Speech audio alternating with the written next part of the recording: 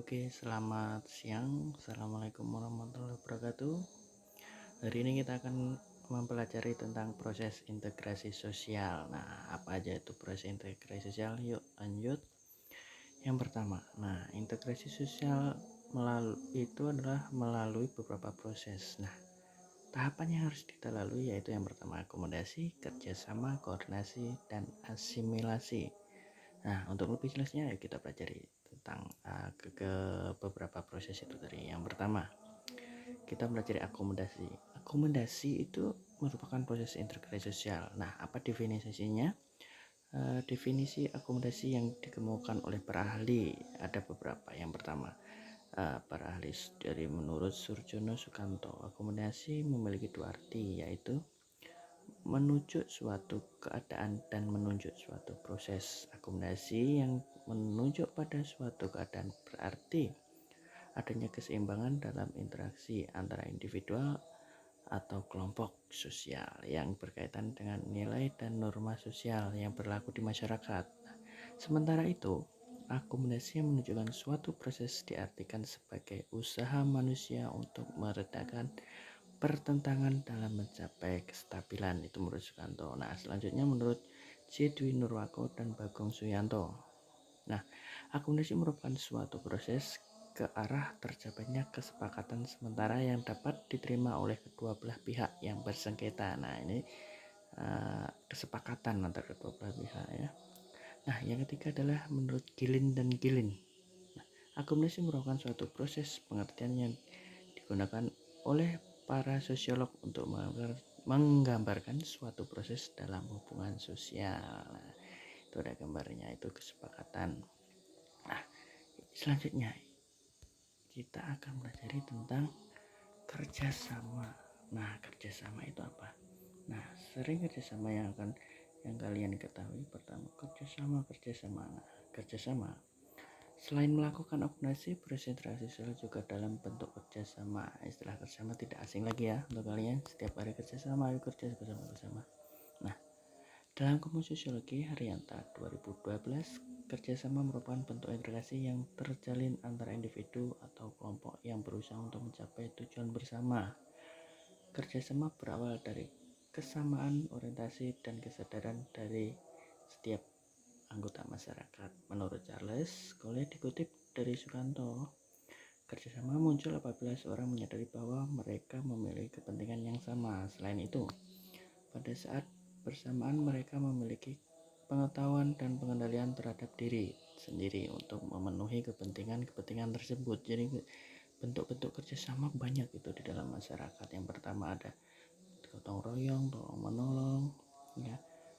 Di masyarakat banyak, biasanya setiap hari Jumat, hari Minggu ada gotong royong membersihkan jalan, membersihkan lingkungan sekitar dan lain-lain. Banyak sekali bentuk kerjasama yang ada di masyarakat.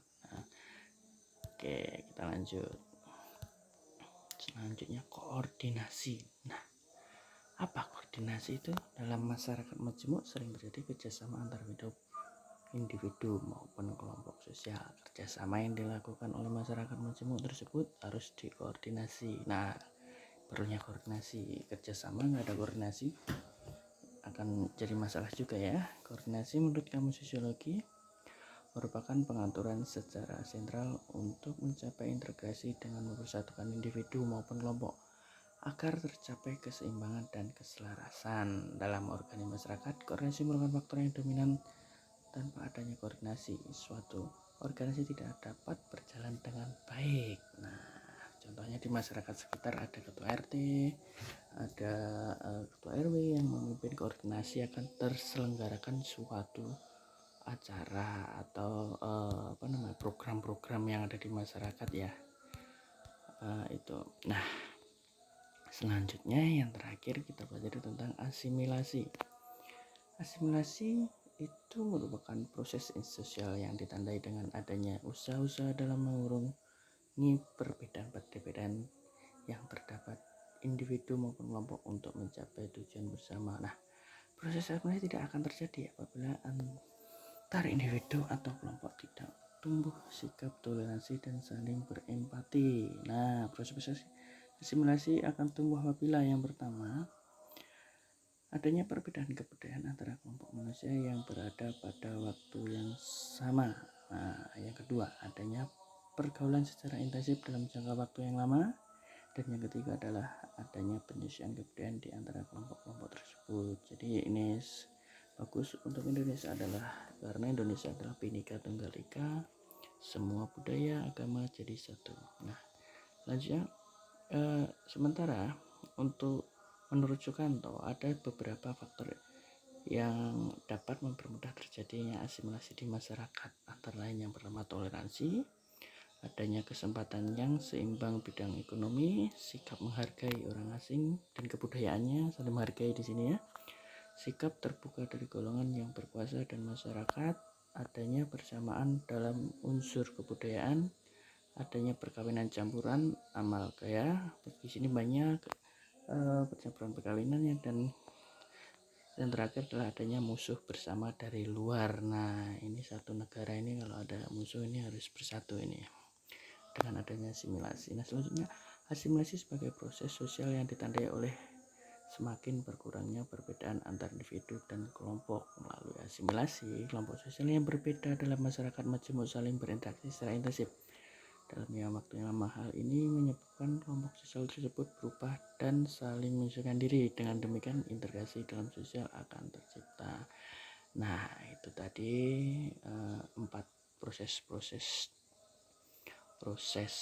integrasi sosial. Ada yang pertama, tadi ada apa? Sama, yang kedua kerjasama, yang ketiga koordinasi, dan yang keempat yang terakhir adalah asimilasi. Sekian, terima kasih, selamat siang, dan silahkan mengisi daftar hadir dan apa yang kalian ketahui tentang proses integrasi sosial tuliskan yang di situ. Selamat siang, assalamualaikum warahmatullahi wabarakatuh.